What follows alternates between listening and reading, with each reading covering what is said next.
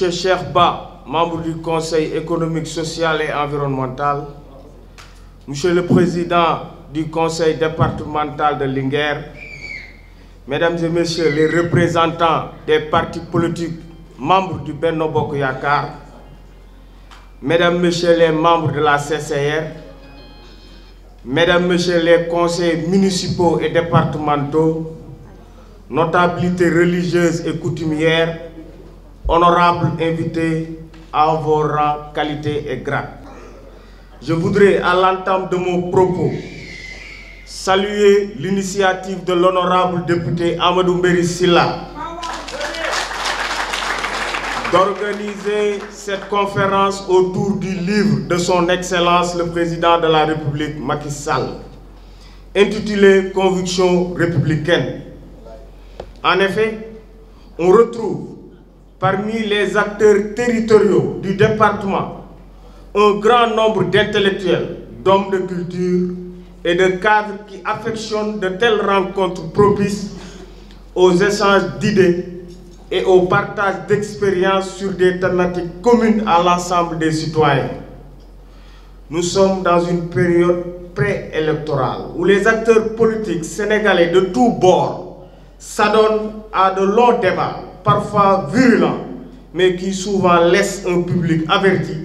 à sa fin en raison d'une absence totale de cohérence et de pertinence dans les idées. À travers son livre, le président de la République Macky Sall vient justement rappeler cette exigence d'une articulation entre le discours et l'action. Il s'agit aujourd'hui de mettre en lumière les nombreux actes concrets dans tous les domaines qui découlent de la vision du président de la République déclinée dans les axes majeurs du plan Sénégal émergent. C'est le lieu de féliciter encore une fois le coordonnateur départemental de l'APR, Amadou Mbéry Sylla, le député Kaylem Dieng pour toutes ses actions dans le département. Massification sans aucun doute du parti, construction d'infrastructures scolaires dans le département, mise en place du fonds départemental de développement, construction de parcs à vaccination, construction de cases de santé, addition d'eau dans les villages, installation de solaire dans les lycées et les mosquées, et j'en passe. Du suivi du PSE, notre frère, le docteur Cheikh Kanté, chez le conseil spécial du président de la République,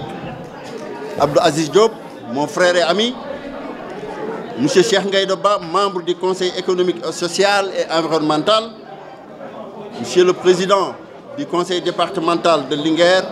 Maître Amadouka, PCA du port autonome de Dakar, Mesdames, Messieurs les maires, Mesdames et Messieurs les représentants des partis politiques membres de Benno Bokk Yakaar, je vous ai vu, vous tous, Mesdames et Messieurs les membres de la CCR, Mesdames et Messieurs les élus municipaux et départementaux, notabilités religieuses et coutumières, honorables invités, Mesdames et Messieurs, c'est avec un réel plaisir que je vous reçois aujourd'hui au Conseil départemental de Louga à l'occasion de la présentation dédicace du livre de son Excellence le Président de la République du Sénégal intitulé Convictions républicaines. En prenant l'initiative d'organiser une telle rencontre, j'ai voulu, après le lancement en mai 2018 à Dakar, du tome 1 Institutions, Gouvernance, Paix, Sécurité et Développement, offrir aux Lougatois l'opportunité de découvrir à leur tour cet ouvrage qui met en exergue les nombreuses réalisations du président Macky Sall et à travers une distribution gratuite de plusieurs exemplaires contribue à une large diffusion de son contenu. En effet, il est prévu de doter en exemplaires du livre toutes les bibliothèques des lycées et collèges du département ainsi que celle du centre culturel régional. En somme, il s'agit de mieux connaître et de faire connaître un bilan élogieux à tout point de vue, qui n'a d'égal que l'ambition de son auteur pour un Sénégal émergent à l'horizon 2035. Je tiens à remercier très sincèrement, je dis bien très sincèrement, le docteur Cheikh Kanté, M. Abdou Aziz Diop, mon frère et ami, et M. Cheikh Ngaïdoba, mon frère, sans oublier tous ceux et toutes celles qui ont bien voulu sacrifier un peu de leur temps pour être parmi nous à cette cérémonie. Encore une fois, merci à tous et plein succès à notre travail. Donc, je suis venu à président. Ñëpp gis nañu président liggéeyam rafet na ci réew mi waaye dafa baax it ñun ñi nga xam ne ñoo ko nekkal ci gox yi mu commencé ci man ak sama nattaangoo yi nga xam ne ñëpp ñu ngi koy jàppale kenn ku nekk na def lii réalisation bi gën ko fësal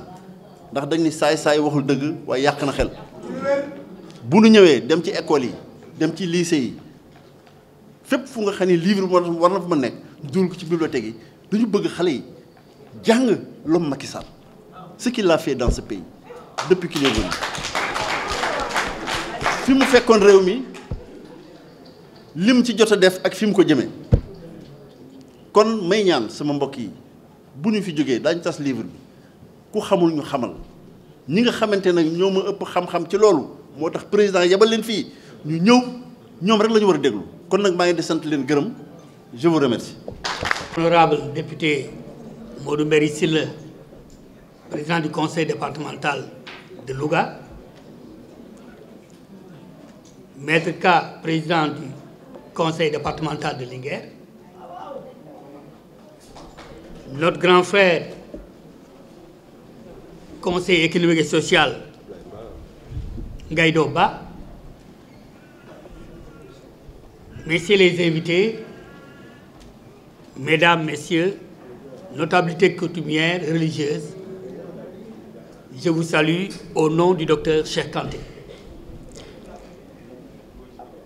Monsieur le Président, le docteur Cheikh Kanté apprécie à sa juste valeur l'initiative que vous portez aujourd'hui. Une initiative qui entre, comme il l'a indiqué hier dans la soirée,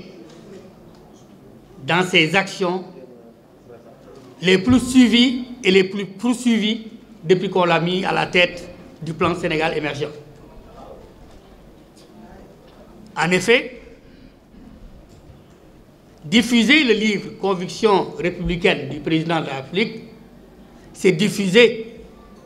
de la meilleure des manières les réalisations du président Macky Sall. Il se trouve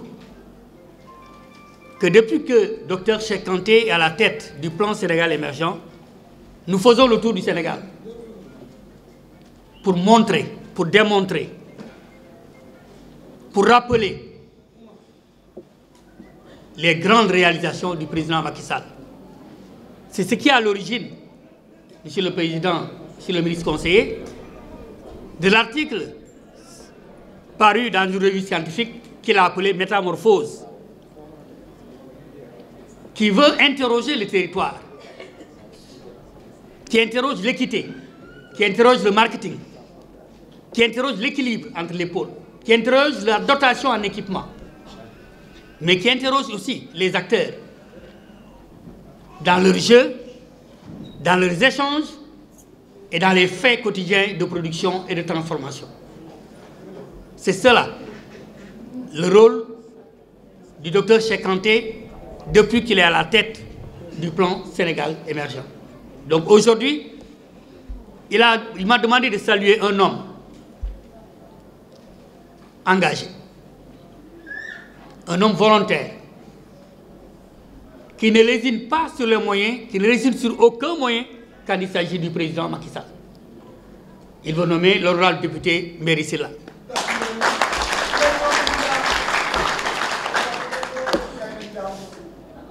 Dr Cheikh Kanté s'honore d'être le parrain d'une telle initiative et aurait voulu être parmi nous aujourd'hui, n'eût été une autre mission à lui confier par le président de la République. C'est pour moi l'occasion d'informer Louga que dans sa fraternité avec l'honorable député Mbéri Sylla, le docteur Cheikh Kanté l'a désigné coordonnateur régional de la plateforme des forces d'émergence. Ce qui veut dire que pour lui, pour le docteur Cheikh Kanté, aujourd'hui, tous les mouvements qui sont membres de la plateforme des mouvements de soutien qu'il coordonne au nom du président de la République sont sous la responsabilité de l'honorable député Mbéri Sylla.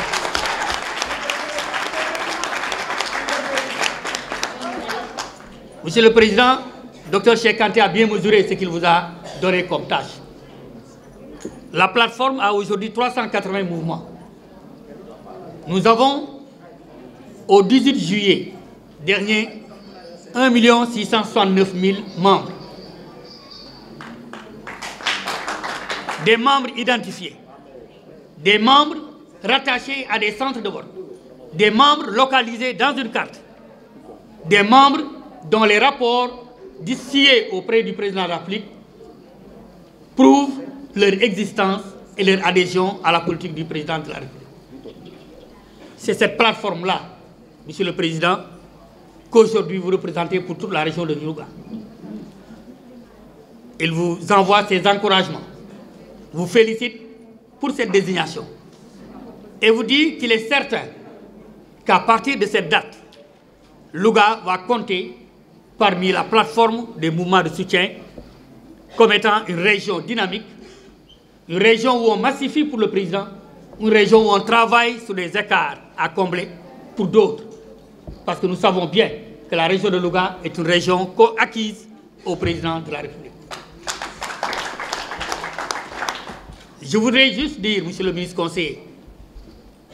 que vous êtes des nôtres. Nous, quand nous vous voyons au cabinet, nous sommes sereins, nous sommes contents. Parce que nous savons que vous partagez la démarche et la méthodologie mise en place par le président, par le docteur Cheikh Kanté pour traduire en acte la vision du président de la République, le président Macky Sall. Je terminerai, monsieur le président, en félicitant votre vice-président pour sa nomination. Je suis bien placé pour le dire, pour avoir été le conseil spécial de Jean-Pierre Elombassi, qui a mis en place ce dispositif avec moi et sous ma responsabilité, que j'ai quitté pour rejoindre le docteur Cheikh Kanté. Je remercie tout le monde et me réjouis de la grande mobilisation. Vous savez, nous les politiques, quand nous regardons une salle, nous regardons la mobilisation. Et c'est une grande mobilisation qui est là. Et nous sommes certains qu'à l'issue de cette conférence, la parole sera portée dans les quartiers, sera portée dans les écoles, sera portée dans les foyers et sera partagée dans les AIC. Je vous remercie de votre attention. PSE auprès du président de la République, M. Dr Cheikh Kanté, représenté ici par M. Pape Mor Ndiaye, Monsieur le président Mbéri Sylla, député à l'Assemblée nationale, président de commission et président du conseil départemental de Louga, Monsieur le ministre conseiller Abdoulaziz Diop, Monsieur Cheikh Ngaye Doba, conseiller économique, social et environnemental, Monsieur Badara Sam, vice-président du conseil départemental de Louga. L'événement qui nous réunit aujourd'hui est un événement extrêmement important. En tout cas, moi, Maître Ka, je suis extrêmement content et fier d'être là aujourd'hui pour plusieurs raisons. L'événement me donne un sentiment de satisfaction parce qu'il réunit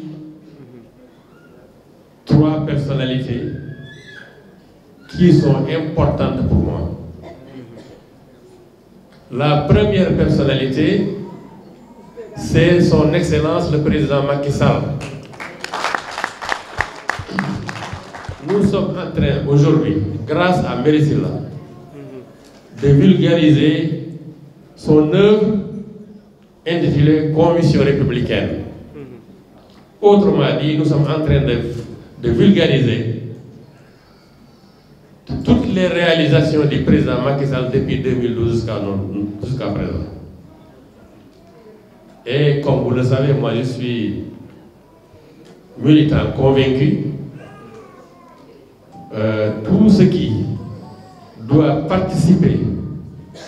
à la massification du parti, à la réélection du président Macky Sall au premier tour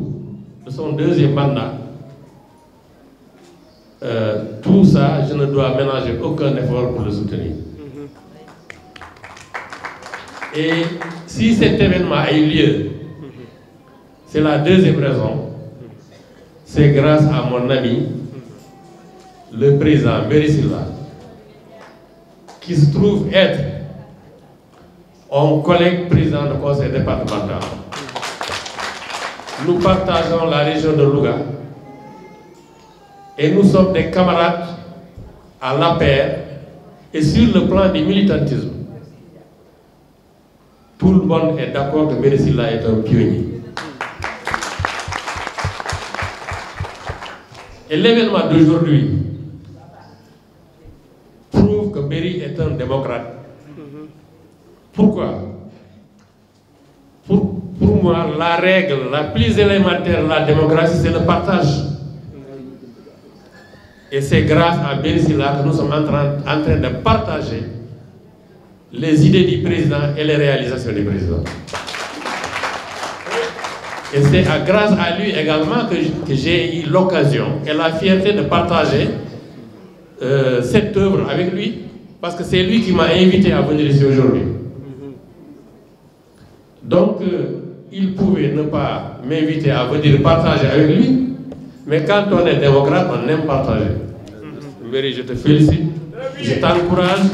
à partager, parce que la vie, c'est le partage. Troisième personnalité, Dr Cheikh Kanté. Tout le monde sait que Dr Cheikh Kanté, entre lui et moi, c'est bon Dieu qui l'a voulu. En 2012, il a été nommé directeur général du port autonome de Dakar. Quelques mois après, j'ai été nommé président du conseil d'administration du port autonome de Dakar. Il a fait de moi un grand frère, j'ai fait de lui un petit frère. Nous avons travaillé ensemble pendant 6 ans, la main dans la main. Donc, je pense aujourd'hui, s'il y a un homme qui est capable de juger Dr Cheikh Kanté, c'est bien moi-même. Je témoigne ici que c'est un bon musulman. C'est un homme généreux. C'est un homme d'action. Et je dis bien que le président ne s'est pas trompé pour lui confier les mouvements de soutien. Parce que Benno Bokk Yakaar, c'est le noyau. Mais il faut ratisser large pour gagner. Nous devons tout faire pour que le président soit réélu au premier tour sur son deuxième mandat. Et je suis sûr qu'avec Cheikh Kanté, ce que Pape Noir vient de dire tout à l'heure, est éloquent. Déjà, ils sont à 1,6 million. Ça, c'est au moins l'une qui ajouterait en majorité absolue. Je félicite également Mbéri Sylla parce que le docteur Cheikh Kanté, comme le président, lui ont fait confiance pour lui confier les mouvements de soutien dans la région de Louga. En tant que frère et camarade, je ne ménagerai aucun effort pour t'appuyer, pour te donner la main, pour que tu réussisses cette mission. Parce que j'estime que ta réussite est la mienne. Et la mienne dans le parti, auprès du président, et la mienne en ta qualité de président du conseil départemental, parce que nous sommes des collègues. L'acte 3 de la décentralisation, ce n'est d'autre que la solidarité. Pour preuve, vous avez parlé de projet phare tout à l'heure. Le projet phare de Louga, c'est l'usine de Niébé, n'est-ce pas? Le projet phare de Kébémer, c'est attrait au maritime, qui est de pêche. Mais le projet phare de Linguère, c'est la réhabilitation des abattoirs de Dara. Autour de cette réhabilitation, tous les secteurs de l'élevage seront développés. Donc, pour schématiser, je disais au président du conseil départemental de Kolda, Amadé Di Nyangata, moi jamais dit. Donc si Kébémer amène du poisson, j'amène du lait, et Mbéri amène du couscous et du niébé, la région gagne. Et le président Macky Sall gagne. J'ai été long, je voulais aller plus loin, mais en tout cas, Mbéri, félicitations. Je souhaite que... dafa mel ni dafa am sunu mag sunu baay bu baax doon kilifa ci réew mi yàlla baaxal ko muy boroom xam-xam Cheikh Ahmed Tidiane Sy Al Maktoum yal na yàlla teral ko dafa wax ni dafa am benn anthropologue maanaam ku yàlla baaxe ci nekkinu askan bu doom ji laajoon waaw baay ñun fan la ñu jóge anthropologue bi nekk ku bari xam-xam ni ko ñun de ci goro lañ jóge doom ji ni ko waaw bu fekkee ni ci goro lañ jóge naka lañ def ba nekk nit ci diggante bi Serigne Cheikh nee na baay bi topp ci di expliquer mu taa jeex xale bi xam ni doxul boo dee expliquer mu taa jeex rek doxul lii nag du lu ñuy expliquer mu taa jeex te li ko dogal mooy ki wax ji te du kenn ku dul président de la République son excellence monsieur Macky Sall parce que buñ nee téere ñaari téeméer ak juróom-ñetti fukk ak juróom-ñetti xët la xam nga du lu tuuti te wax ji yépp mooy li nga dégtal Sénégal diir bi nga prêté serment de 3 avril 2012 ak fii ñu nekk tey ci Louga di wax lépp di say wax waaye nag la ca am solo nga xam ni boo ko dégtalee askan su ko ak askan bi taataanee muy tey di ëllëg mën ci sukkandiku pour ku ñëw itam xam fooy teg sa tànk pour Sénégal jëm kanam. Abdourahim Agne wax Abdourahim Agne ku ne xam na ni boroom xam-xam la ku ne gis na liggéey bu rafet bi mu def ci Assemblée nationale bi mu nekkee président du groupe parlementaire socialiste su waxee ni téere mucc na ayib balaa kenn neeti muccul ayib da nga sonn waaye jéggi na foofu sax téere bi parce que bitim réew ñoom ñoo def seede ni suñu bëggee Europe gouvernance am maanaam yorinu Europe ñu joyanti ko mën nañ sukkandiku ci li président Macky Sall bind dégtal ko réewam ak Afrique ci wàllu yorinu réew nga xam ni kon téere bi jéggi na réew mi di dem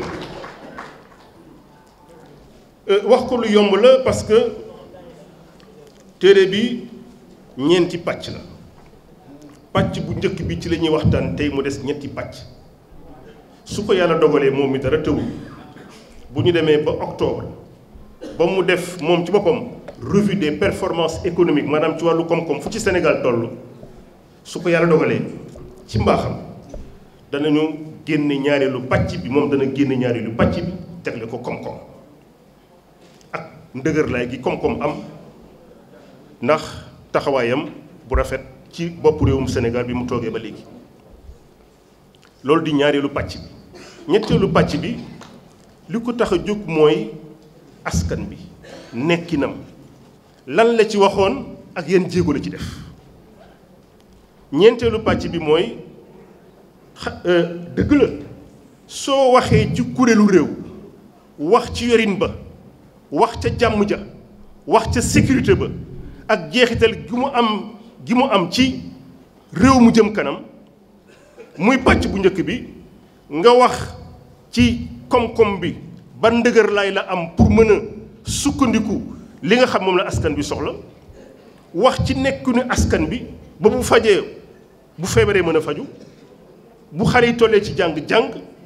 te itam ku néew doole ñu jox la as tuut ci budget bi duñ la ko sarax da nga am wàll ci budget Sénégal loolu mooy bourse de sécurité familiale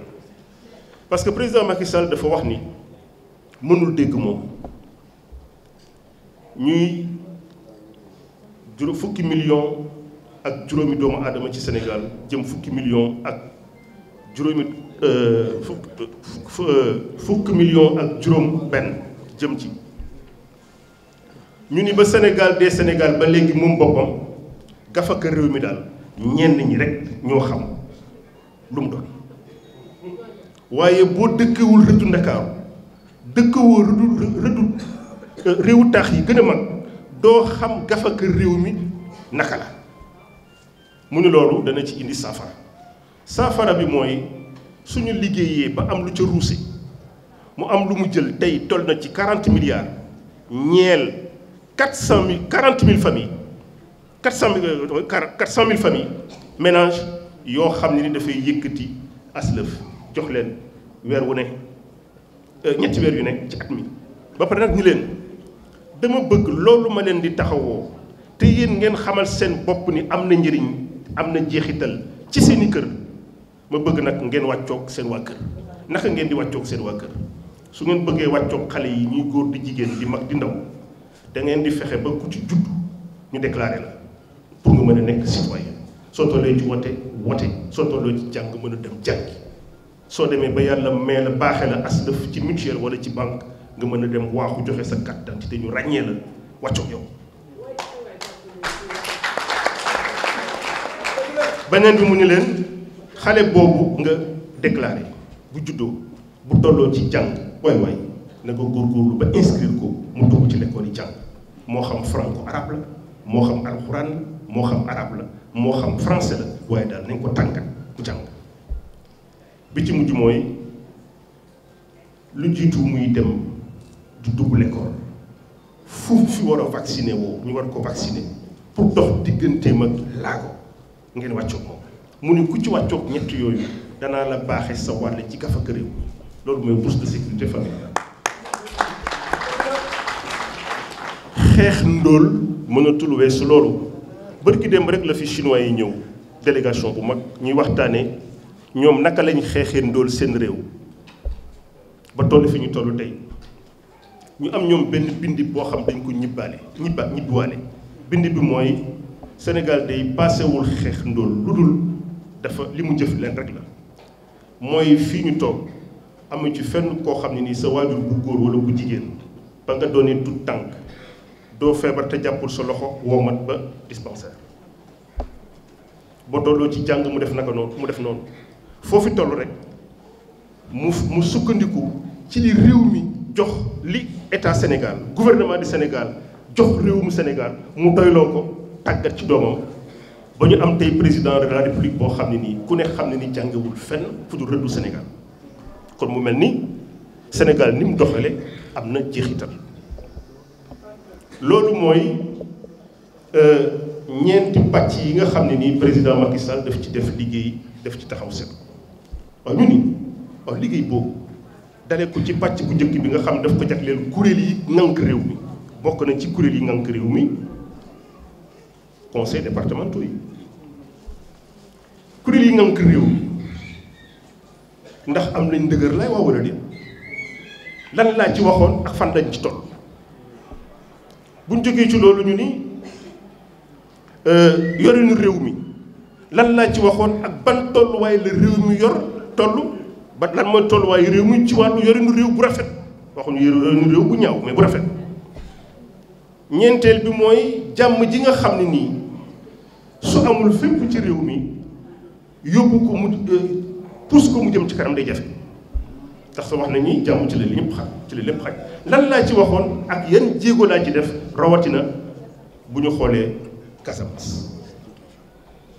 ñeenteel bi mooy sécurité mooy waxtu boo génnee sa kër ndax soxla dab na la nga mën a dem garage moo xam da ngay jël oto wala nga dem aéroport moo xam da ngay jël avion wala nga dem seeti sa mbokk bu ñu la wax ni dafa tawat nga mën a génn même xaaji guddi dox sa soxla te kenn dal sa kaw loolu mooy sécurité. beneen pàcc bi ci wàllu sécurité mooy réew yi ñu wër di suñuy dëkkandoo ñu fexe ba duñ dal suñu kaw xawma man réew de waaye Sénégal balaa menn réew dal ci kawam da nga ko seetal bu baax. Le 4 avril bi ñu defee défilé fête de l'indépendance ku ne gis na jumtuwaay yu bees ci wàllu kiiraay ak kaaraange yu mu baax réew mi pour kenn bañ ko yàq moo tax ku tëdd mën a xàndoor te dara du la ci fekk ba bët set nag mu ngi ci loxo yàlla. loolu mooy ñeenti ponk yi kuréel yorin bi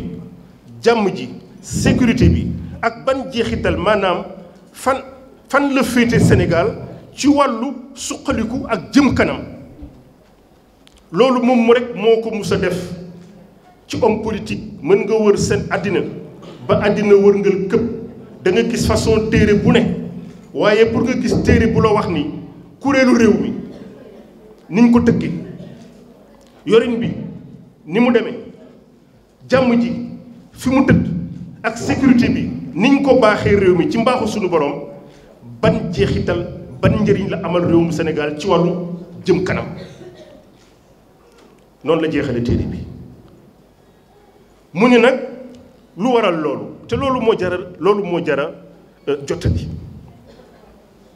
lu waral fàttali li ma waxoon ci pàcc yooyu ma wax ak yan jéego laa ci def ak ban jeexital la am ci réewum Sénégal lu waral fàttali ko mu ni dëgg la ngay njiital réew ñu bàkke la yar bàkke la teggin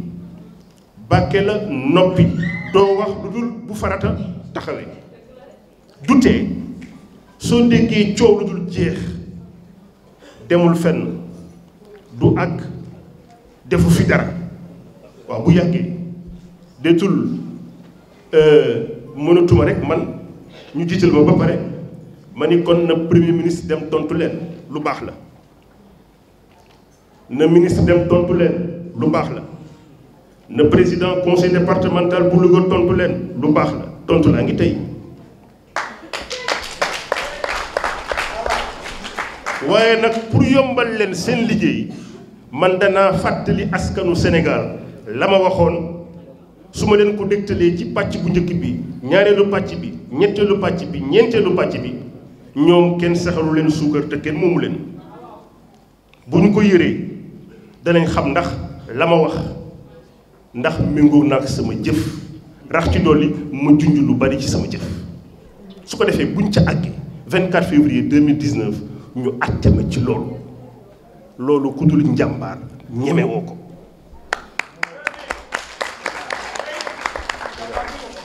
moo tax Cheikh Ngaïdo Ba wax courage politique te Cheikh Ngaïdo Ba wax na loo xam ne nii ba mu ko waxee ba léegi amul kenn ku ni amul guléet chef d'état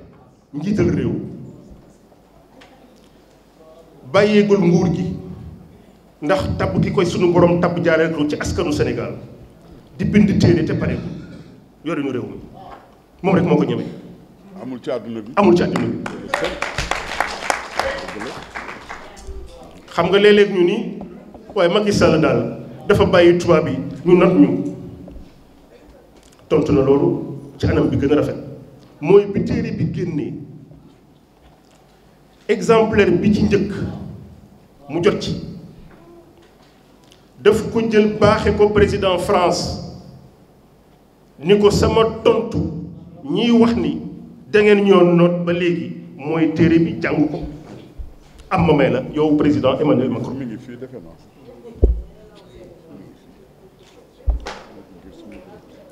la ko Emmanuel Macron wax ba mu ko jàngee ba léegi waxuñu ko waaye bu waroo woon nag jàng mu ci jàng moom ci wàllu boppam ak sukkandiku gum ci mën a sukkandiku pour joyanti France yor France yorin bu gën a rafet bu ñu àggoon ci mu wax ñu ko danañu ko wax ma leen di dégtal nii na ci ñëpp bàyyi xel li France jëlee ci Sénégal ci wàllu institution maanaam kuréel bu yu ngànk réew wàllu yorinu réew di gouvernance jële ko ci Sénégal ci wàllu naka la ñuy tàggantoog askan bi naka la ñuy nekk ak askan bi ba mu ne ci jàmm jàmmoog ñi nekk ci bopp réew mi wàllu sécurité nga dem dikk te kenn dal sa kaw ak jeexital gi mu am ci développement. mi ngi nii photo baa ngi nii ngeen baal ma Macky Sall moo ko jox Macron. France bu ko dee taataan mën na ñëw Sénégal taataan ko jaarale ko ci téere bi président Macky Sall bind tegtal ko waa Sénégal ak àddina bi yëpp loolu mooy li ci nekk. wax naa ko li mu njëkk a waxtaanee ci pàcc bi mooy kuréel yi ñu séq naka la ñuy def ba jox leen ndëgër laay ku ne xam na ni assemblée nationale ñetti ndëgër laay lañ ko xamee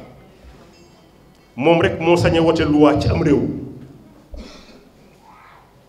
moom rek moo sañ a dàq premier ministre ndax wuruutu ko te moom itam rek moo sañ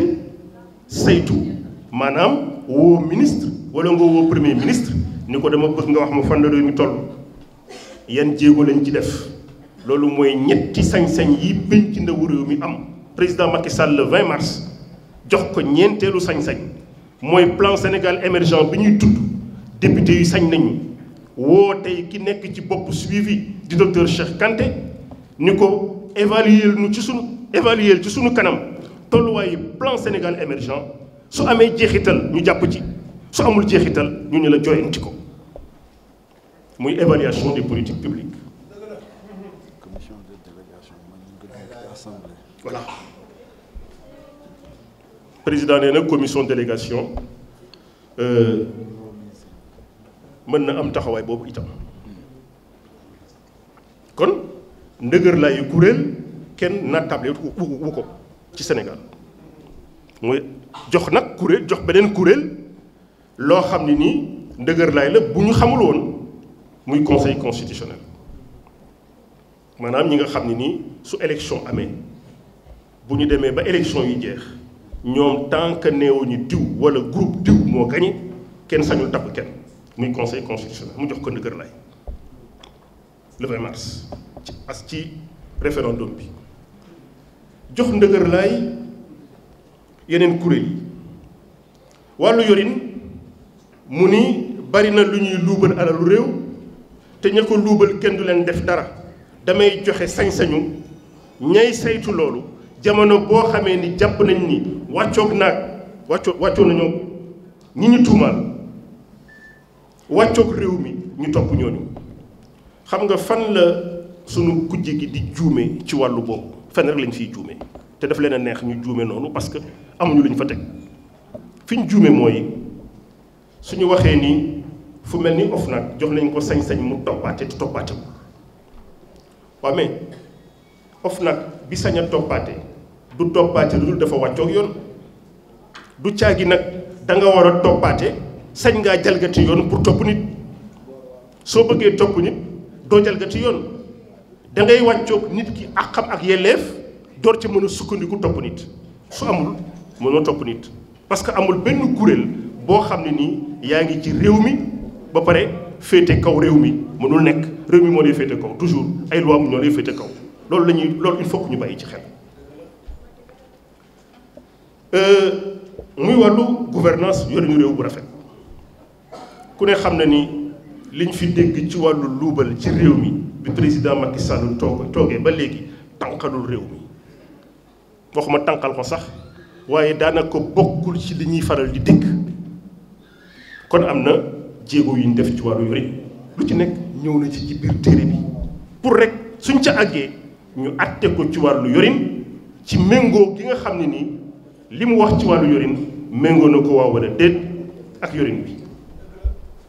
li mu toog ci bopp réew mi juróom-ñaari at yi nga xam ne ni daanaka léegi mu jeex soo jógee ci loolu nga ñëw ci wàllu jàmm ku ne xam na ni Casamance yàgg nañu fa dégg yuy naqari doomu Sénégal yépp ndax ci réew mi la bokk